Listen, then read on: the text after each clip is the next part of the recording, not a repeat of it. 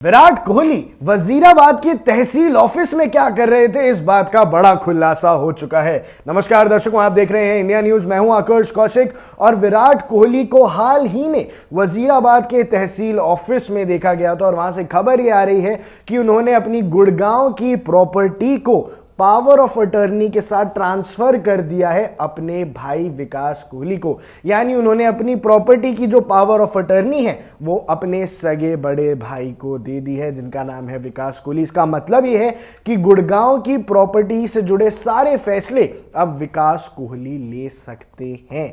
लेकिन इस वीडियो में मैं आपको बताने वाला हूं कि विराट कोहली की गुड़गांव में कितनी प्रॉपर्टी है और कौन कौन सी प्रॉपर्टी की पावर ऑफ अटर्नी उन्होंने अपने भाई को दे दी है, और अगर ऐसा उन्होंने किया है तो क्या इसका मतलब है कि वो अब कभी दिल्ली लौट के नहीं आने वाले हैं। इंडिया वर्सेस ऑस्ट्रेलिया की सीरीज चालू है, वो ऑस्ट्रेलिया रवाना हो चुके हैं। ऑस्ट्रेलिया में अपनी टीम के साथ खेलने के लिए वो बिल्कुल रेडी हैं, पर उसके बाद क्या वो वापस दिल्ली का रुख नहीं करेंगे, वापस गुड़गांव का रुख नहीं करेंगे?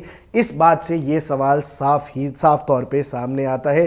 क्या ये उनके रिटायरमेंट प्लान के बाद का फ्यूचर है कि भैया यहाँ पे प्रॉपर्टी तो रहेगी पर वो चले जाएंगे, सेटल हो जाएंगे यूके में, सेटल हो जाएंगे लंदन में, क्योंकि वो अक्सर वहाँ नज़र आते हैं जब भी वो अपनी फैमिली के साथ टाइम स्पेंड करना चाहते हैं।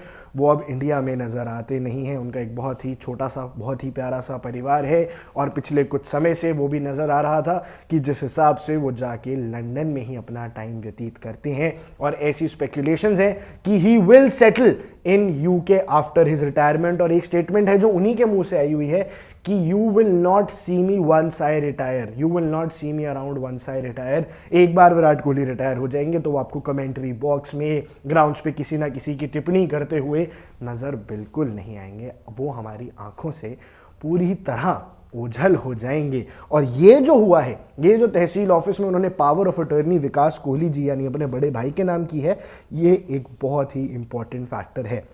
लेकिन मैं आपको एक बार बता देता हूं कि उनकी प्रॉपर्टी है कितनी। गुड़गांव के डीएलएफ फेज 1 में उनका एक बड़ा मैंशन है जिसकी वैल्यू करीब करीब 80 से 100 करोड़ की मानी जाती है। और मेजर इस प्रॉपर्टी का गुड़गांव में जो विराट कोहली होल्ड करते हैं, मेजर हिस्सा वही प्रॉपर्टी है। 2015 के अंदर उन्होंने ये प्रॉपर्टी खरीदी थी और हाल फिलहाल विराट कोहली के जो पेरेंट्स हैं यानी उनकी मदर इसी प्रॉपर्टी में विराजमान है, वो यहीं रहती हैं। और अब उसकी power of attorney Virat Kohli ने अपने भाई को दे दी है। लेकिन ये पूरी बात नहीं है, इसके अलावा उनकी वहां कमर्शियल प्रॉपर्टी भी है। उन्होंने लीज्ड ऑफिस स्पेसेस लिए हुए हैं फॉर कमर्शियल पर्पसेस, जहां उनके कुल मिला के 12 ऑफिसेज हैं जो रीच कमर्शिया सेक्टर 68 गुड़गांव में स्थित हैं। और ये 9 ईयर्स की लीज के साथ उनके पास है। तो ना सिर्फ अपना ये बड़ा 80 करोड़ का मैंशन उनके पास है, वहां 12 अलग कमर्शियल प्रॉपर्टीज भी हैं जिसकी जिम्मेदारी भी अब विराट कोहली अपने बड़े भाई को सौंप के